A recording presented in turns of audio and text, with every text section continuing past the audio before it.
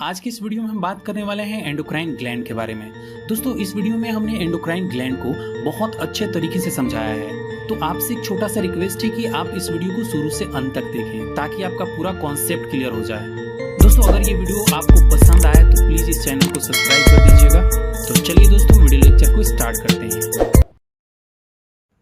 हमारे शरीर की अलग अलग एक्टिविटी को कंट्रोल करने का काम या तो नर्वस सिस्टम करता है या तो हार्मोन्स। दोस्तों हार्मोन या ग्रंथि रस मतलब ग्लैंड जूस एक ऐसा केमिकल सब्सटेंस होता है जो हमारे ग्लैंड से प्रोड्यूस होता है। लिविंग थिंग्स में होने वाली जितनी भी बायोलॉजिकल एक्टिविटी है जैसे कि वृद्धि, विकास और प्रजनन, इन सभी को कंट्रोल करने का काम हार्मोन्स का होता है। हार्मोन्स की खोज 1902 ईस्वी में बेलिस स्टार्लिंग ने किया था।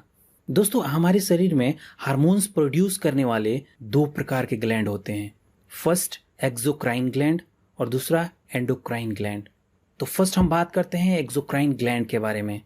एक्सोक्राइन ग्लैंड ऐसे ग्लैंड को कहते हैं जो डक्ट में एंजाइम को कंडक्ट करती है, मतलब डक्ट में एंजाइम को ले जाती है, जैसे कि मिल्क ग्लैंड, टीयर ग्लैंड मतलब आंसू का ग्लैंड, स्लाइवा ग्लैंड मतलब लार का ग्लैंड इत्यादि।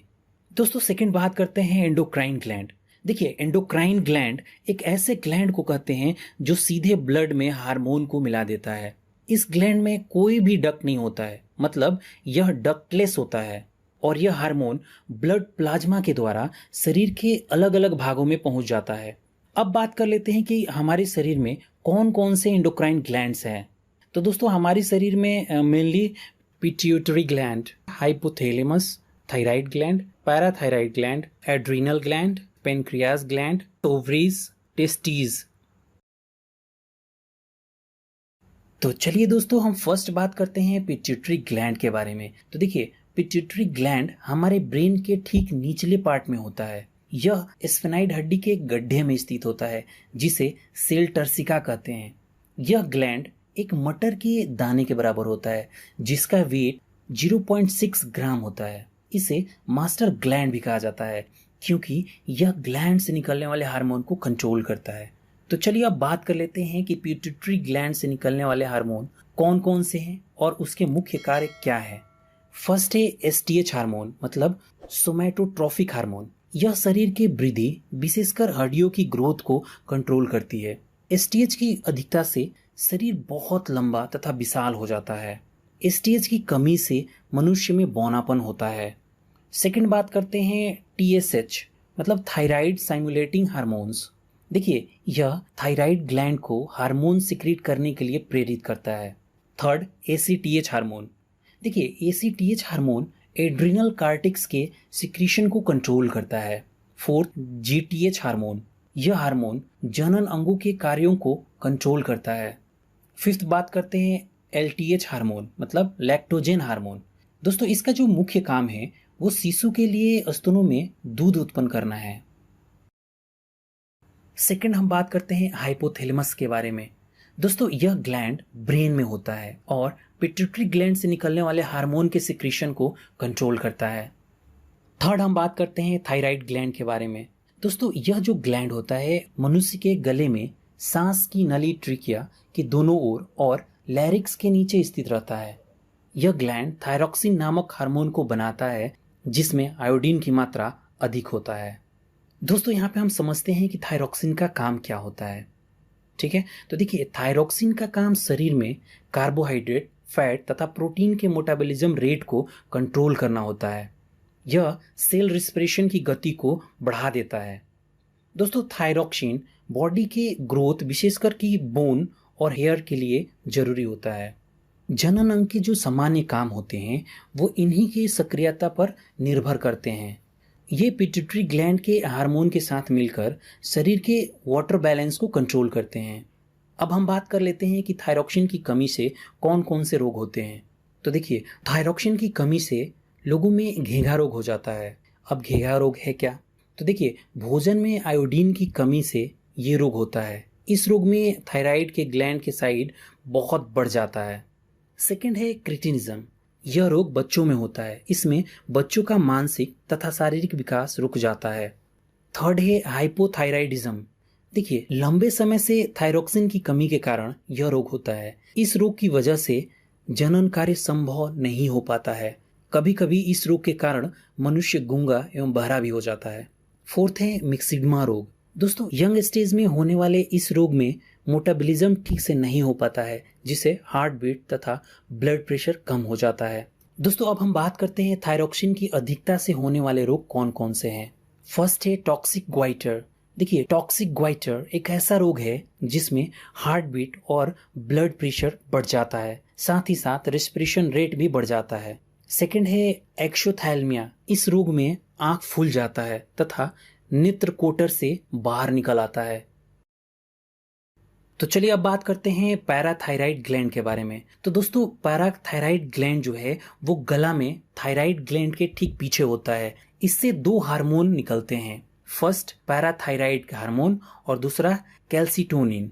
फर्स्ट हमारा है पैराथायराइड हार्मोन। यह हार्मोन तभी प्रोड्यूस होता है जब ब्लड में कैल्शियम की कमी हो जाती है। सेकेंड है कैल्सिटोनिन। जब ब्लड में कैल्शियम की मात्रा ज्यादा हो जाती है तब यह हार्मोन निकलता है। मतलब ब्लड में कैल्शियम की मात्रा कंट्रोल करने का काम पैराथायराइड ग्लैंड को ही है। तो अब हम नेक्स्ट बात कर लेते हैं एड्रेनल ग्लैंड के बारे में। तो दोस्तों, एड्रेनल ग्लैंड किडनी के ऊपर रहता है और इसका मुख्य काम स्ट्रेस की कंडीशन में हार्मोन निकालना है। यहाँ पर एड्रेनल ग्लैंड को हम दो भागों में डिवाइड कर सकते हैं, एक बाहरी भाग जिसको हम कार्टेक्स बोलते हैं और एक अंदर का भाग जिसको हम मेड्यूला बोलते हैं। तो दोस्तों, चलिए हम फर्स्ट बात कर लेते हैं कार्टेक्स से जो निकलने वाले कौन कौन से हार्मोन हैं और कार्टेक्स के क्या काम है, इसके बारे में सबसे पहले बात कर लेते हैं। ठीक है, यहाँ पर एड्रेनल कार्टेक्स को हम तीन पार्ट में डिवाइड कर सकते हैं। फर्स्ट है जोना रेटिकुलेरिस जो अंदर का लेयर है, सेकंड है जोना फेसिक्यूलेटा जो मिडिल लेयर है, और थर्ड है जोना ग्लोमेरुलोसा जो आउटर लेयर है। एड्रेनल कार्टेक्स बहुत सारे हार्मोन को निकालता है जिसको कॉमनली कोर्टिकाइड या कोर्टिकोस्टेरॉइड हार्मोन कहते हैं। ऐसा कोर्टिकाइड हार्मोन जो कार्बोहाइड्रेट तथा प्रोटीन के मेटाबॉलिज्म में इन्वॉल्व होते हैं उन्हें ग्लूकोकार्टिकॉइड्स कहते हैं। हमारे शरीर में कार्टिसोल मेन ग्लूकोकार्टिकॉइड्स है। दोस्तों, कार्टिसोल समय समय पर कार्डियोवेस्कुलर सिस्टम तथा किडनी को सही तरीके से वर्क कराने में हेल्प करता है और साथ ही साथ आरबीसी के प्रोडक्शन में भी हेल्प करता है। एक ऐसा कार्टिकॉइड्स जो हमारे शरीर में वाटर के बैलेंस तथा इलेक्ट्रोलाइट्स को बैलेंस करने का काम करते हैं उसे मिनरलोकार्टिकॉइड्स कहते हैं। यहाँ पर एल्डोस्टेरॉल मेन मिनरलोकार्टिकॉइड्स हैं। एल्डोस्टेरॉल मेनली रेंटल ट्यूब्यूल्स पर काम करता है और सोडियम तथा वाटर को दोबारा अब्जॉर्ब कर फॉस्फेट आयन को बाहर निकाल देता है। सेकेंड हम बात करते हैं एड्रेनल मेडुला के बारे में। तो एड्रेनल मेडुला दो हार्मोन को बनाता है, फर्स्ट एड्रीनलिन या फिर एपिनेफ्रिन, सेकेंड है नॉर एड्रीनलिन या नॉर एपिनेफ्रिन। इन दोनों को कॉमनली हम कैटेकोलमिनस कहते हैं। दोस्तों, इन दोनों हार्मोन्स का काम जो होता है वो एक जैसा ही होता है।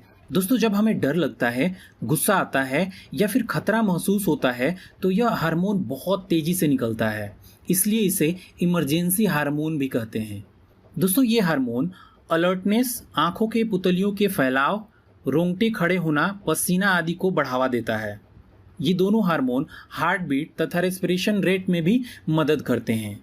यहाँ कैटेकोलमिनस ग्लाइकोजोन को तोड़ने में बहुत ही महत्वपूर्ण भूमिका निभाता है, जिसके वजह से ब्लड में ग्लूकोज की मात्रा बढ़ जाती है। इसके अलावा ये लिपिड तथा प्रोटीन को भी तोड़ने में सहायक होता है। तो चलिए दोस्तों, हम नेक्स्ट बात करते हैं पेनक्रियाज के बारे में। तो देखिए, पेनक्रियाज एक ऐसा ग्लैंड होता है जो हमारे स्टमक के नीचे होता है और यह डाइजेस्टिव तथा इंडोक्राइन ग्लैंड दोनों का पार्ट होता है। यह फूड का डाइजेशन करने में हेल्प करता है और ब्लड शुगर को कंट्रोल करने में भी हेल्प करता है। दोस्तों, हम जो कुछ भी खाते हैं उसको डाइजेस्ट करने के लिए पेनक्रियाज केमिकल प्रोड्यूस करता है और यह केमिकल मुख्य रूप से इंसुलिन तथा एंजाइम ही होता है और यह इंसुलिन और एंजाइम फूड को तोड़ने का काम करता है, जिससे शरीर को एनर्जी मिलती है। दोस्तों, यहाँ पर सबसे पहले हम बात करते हैं कि पेनक्रियाज कौन कौन से एंजाइम को प्रोड्यूस करता है। तो पेनक्रियाज प्रोटीन को डाइजेस्ट करने के लिए ट्रिप्सिन और काइमोट्रिप्सिन एंजाइम को प्रोड्यूस करता है। कार्बोहाइड्रेट को तोड़ने के लिए एमाइलेज एंजाइम को प्रोड्यूस करता है। फैटी एसिड तथा फैट और कोलेस्ट्रॉल को तोड़ने के लिए लाइपेज एंजाइम को बनाता है। दोस्तों अब हम बात कर लेते हैं कि जो पेनक्रियाज है वो कौन से हार्मोन को प्रोड्यूस करता है। तो देखिए, पेनक्रियाज इंसुलिन तथा ग्लूकागन हार्मोन को प्रोड्यूस करता है, जो ब्लड फ्लो में मिलकर शरीर के ग्लूकोज या फिर शुगर के जो लेवल होता है उसको कंट्रोल करने का काम करता है। पेनक्रियाज में मेनली दो प्रकार के सेल पाए जाते हैं।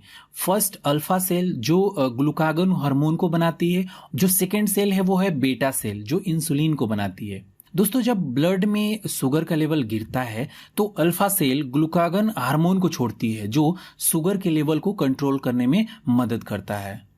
ग्लूकागन की मदद से ही लीवर में ग्लाइकोजन ग्लूकोज में टूट जाता है तथा ग्लूकोज फिर ब्लड फ्लो में प्रवेश कर ब्लड शुगर के लेवल को नॉर्मल कर देता है। दोस्तों ब्लड शुगर के लेवल में वृद्धि होने पर पेनक्रिएटिक जो बीटा सेल होता है वो लगातार इंसुलिन निकालता रहता है, जो ब्लड शुगर के लेवल को संतुलित करने में मतलब कंट्रोल करने में बहुत ही हेल्पफुल होता है।